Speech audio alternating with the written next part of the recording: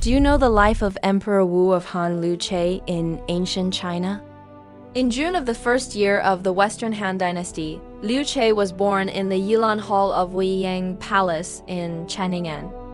This boy, with his noble appearance and extraordinary aura, was destined for greatness. At the age of 7, his mother was crowned the second empress of Emperor Qing, elevating him to the status of the empire's most esteemed crown prince. 9 years later, at the tender age of 16, he was prematurely crowned, inheriting the mantle of the Han Dynasty. The grand narrative of a formidable ruler had begun. During this time, the Han court was plagued by the overreach of maternal relatives, and the failure of Confucian reforms tempered the impulsive youth. Liu Che chose to bide his time, mastering the art of power transition through strategic patience. After 6 years of quiet preparation, his grandmother, the matriarch who had restrained him, passed away.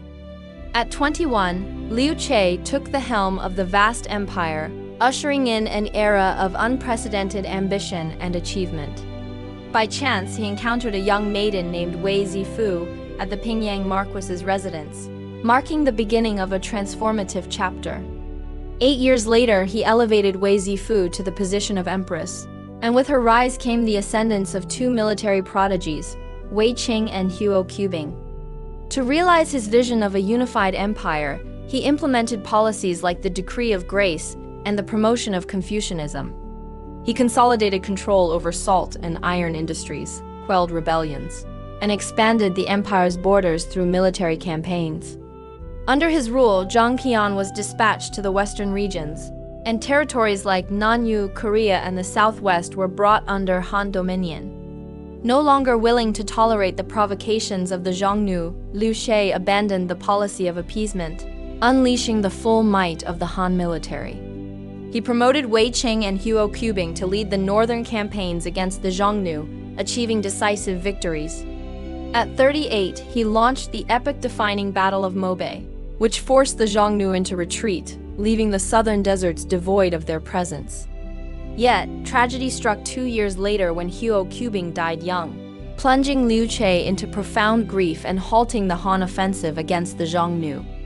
In 110 BCE, at 47, Liu Che performed the Feng and Shan sacrifices on Mount Tai, symbolizing the zenith of his reign. Despite this, his military campaigns continued, with Han forces venturing into the western regions to conquer Daiyuan. After years of grueling warfare, the empire secured its foothold in the western regions, and the famed Fergana horses became prized possessions of the Han court. However, as the Han armies celebrated their victories, the Xiongnu regrouped and resumed their incursions. With Wei Qing and Huo Qubing gone, Liu Che's campaigns against the Xiongnu met with repeated failures, and the empire was left exhausted and impoverished.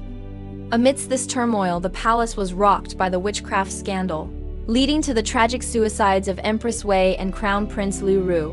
In his twilight years, Liu Che found himself isolated and remorseful, penning the Lantai Edict as a testament to his regrets.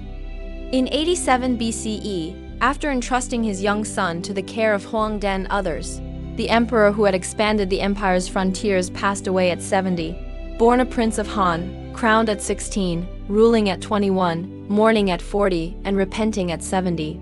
Liu Che's life was a saga of ambition, conquest, and reflection. His legacy endures, a testament to the indomitable spirit of the Han Dynasty and the enduring majesty of the Chinese people.